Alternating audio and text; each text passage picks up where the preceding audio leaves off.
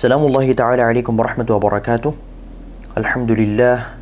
Alhamdulillahi rabbil alamin. Wassalatu wassalamu ala ashrafil anbiya'i wal mursalin. Sayyidina wa nabiyina wa maulana Muhammadin bil qasimil amin. Wa ala alihi wa sahbihi ajma'in. Subhanaka la ilma lana illa ma 'allamtana innaka antal alimul hakim. Amma ba'd.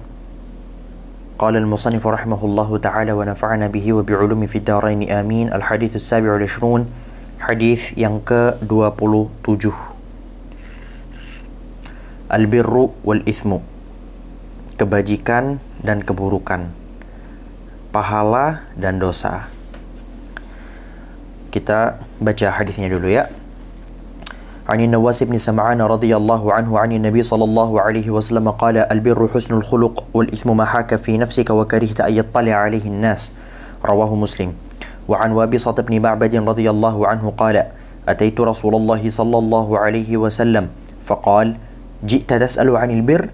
قلت نعم.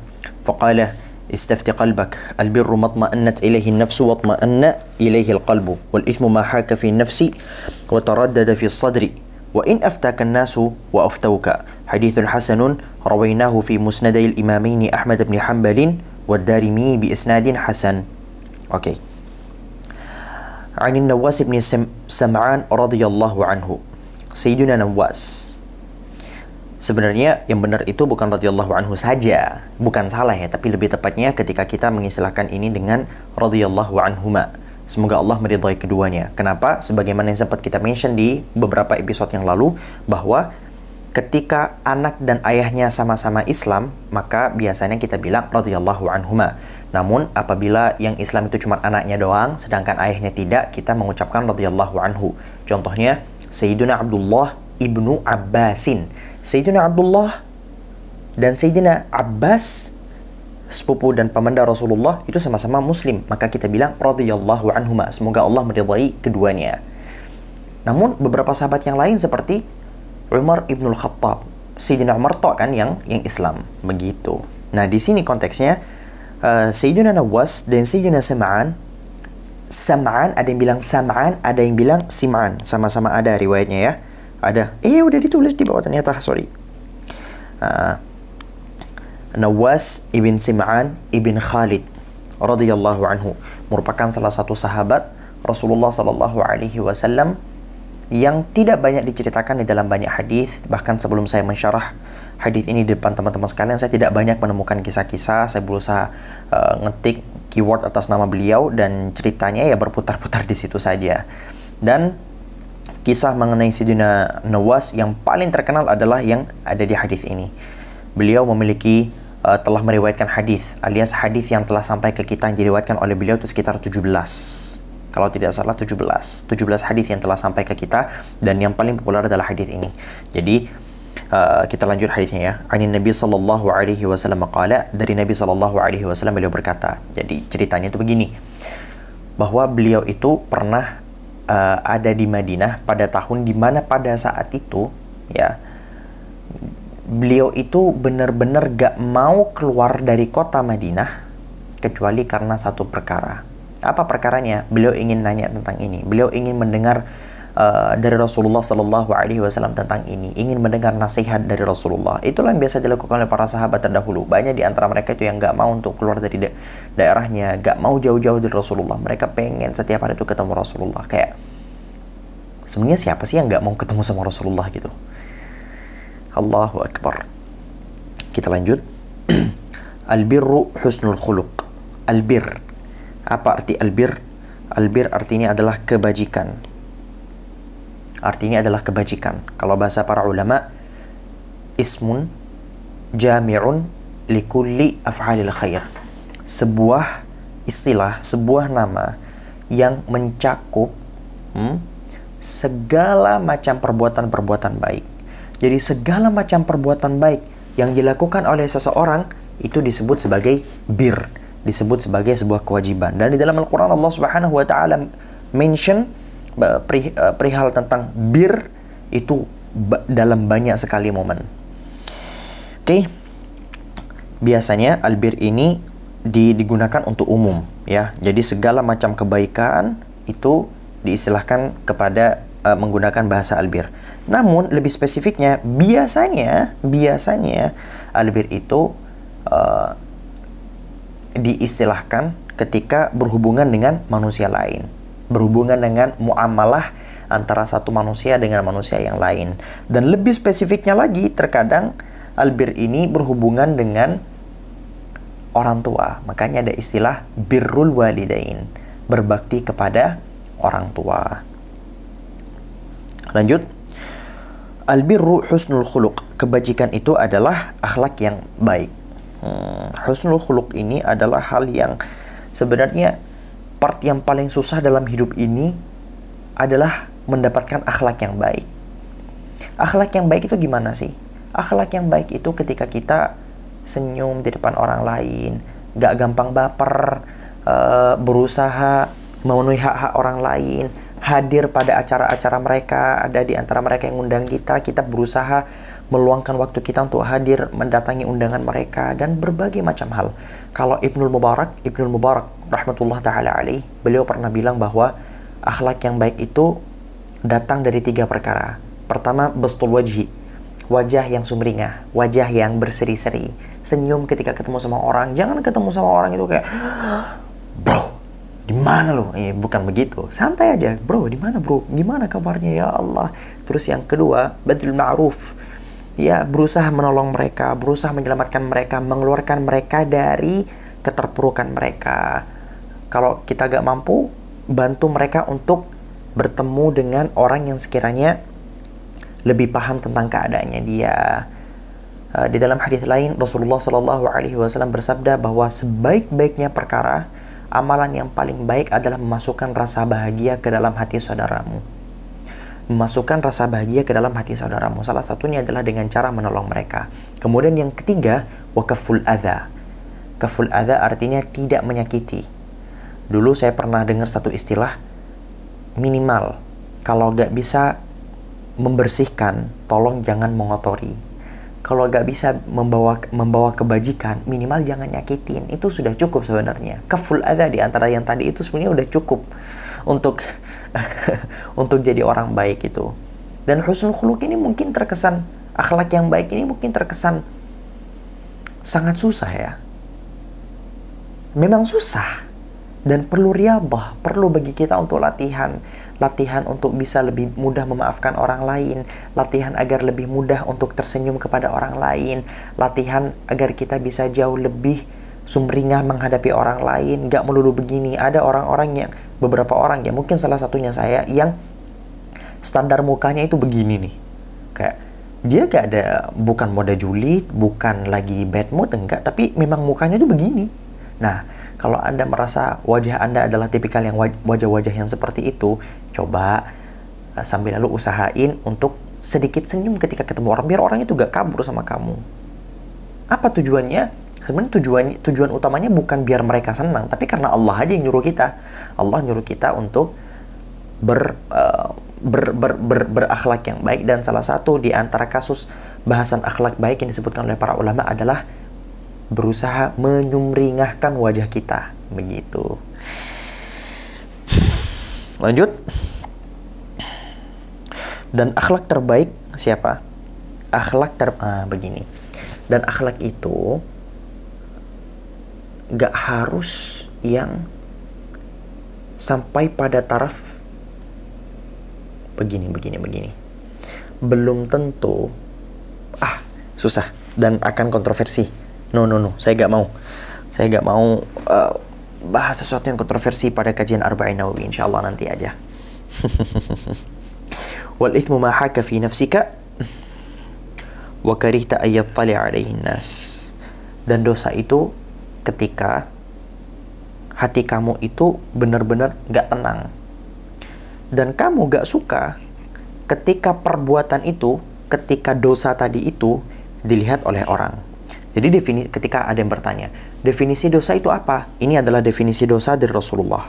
Wal ithmu ma haka fi nafsika wa karihta ay yattali alaihi nas. Dosa itu adalah segala sesuatu yang mampu membuat hati kamu ini merasa gak tenang, tergerak hati kamu, ada yang gak enak gitu. Wa karihta ay yattali alaihi nas, dan kamu gak suka bahwa atau dosa tadi itu dilihat sama orang lain.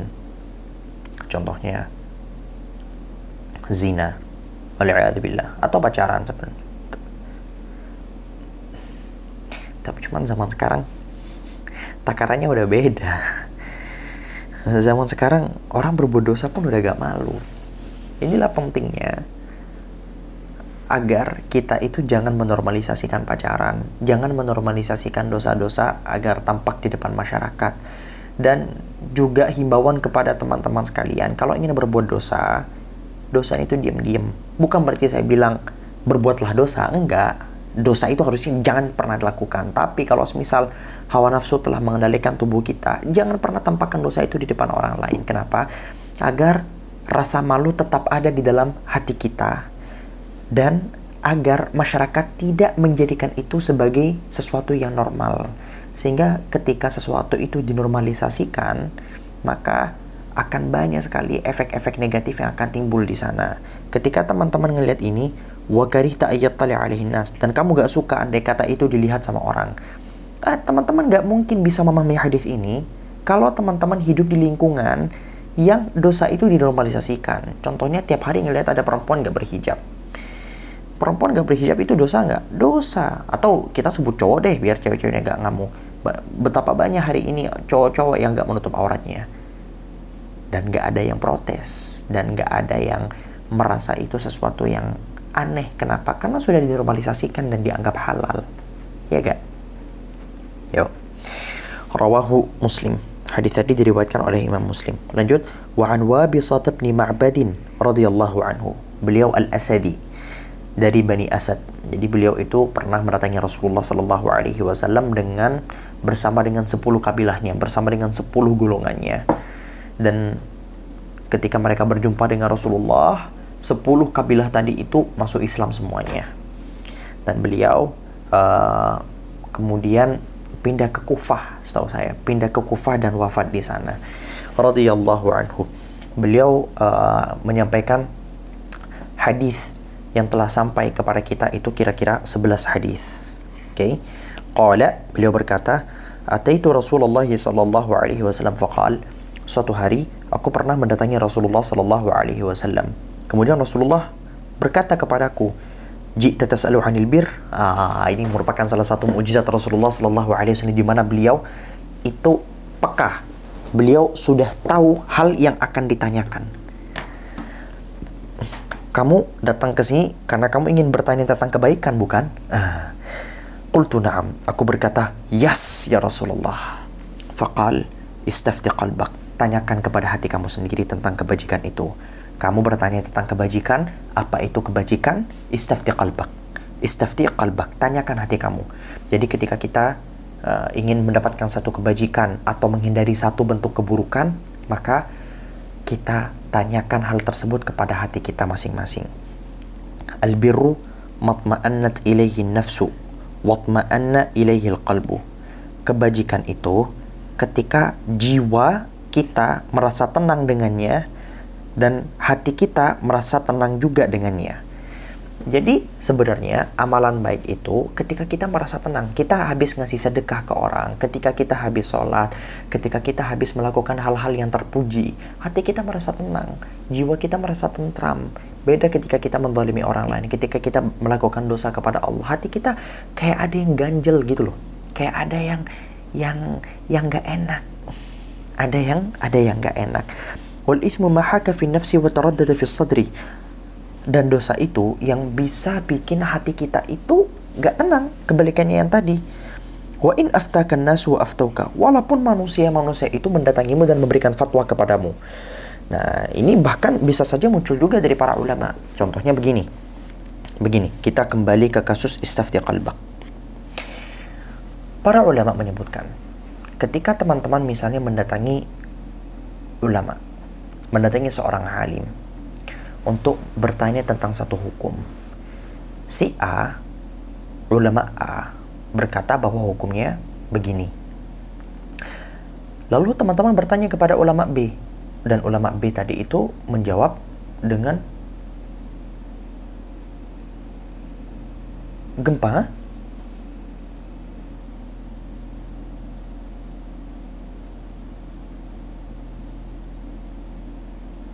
Gempa?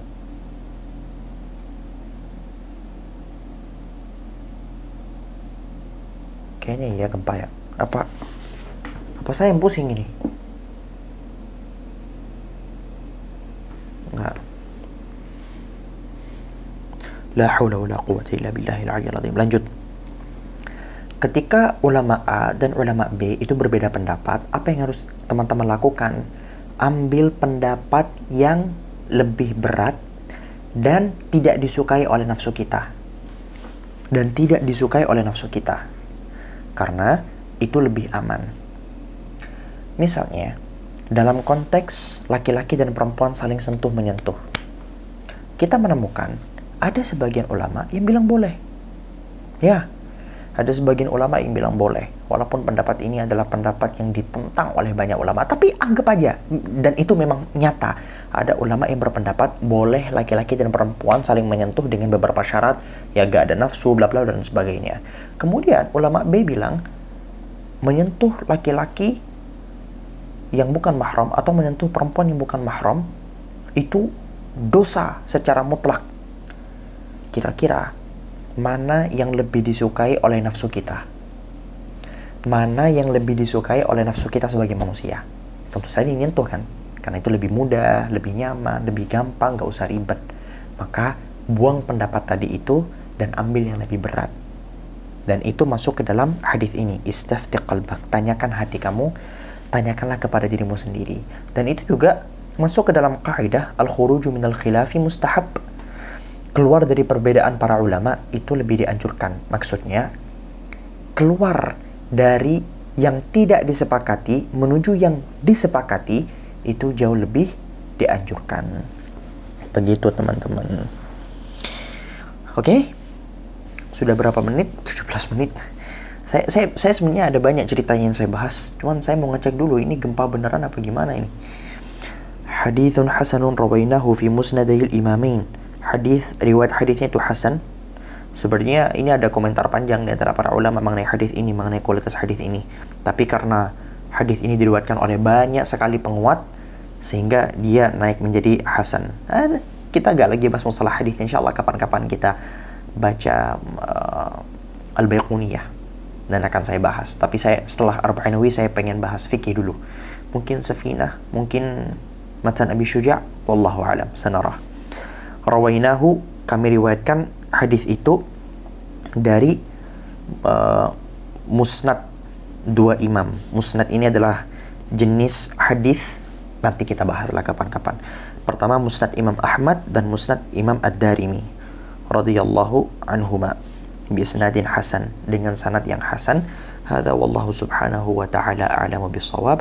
Subhanakallahumma bihamdika asyhadu an la ilaha illa anta astaghfiruka wa atubu ilaik. Assalamualaikum warahmatullahi wabarakatuh. Bye.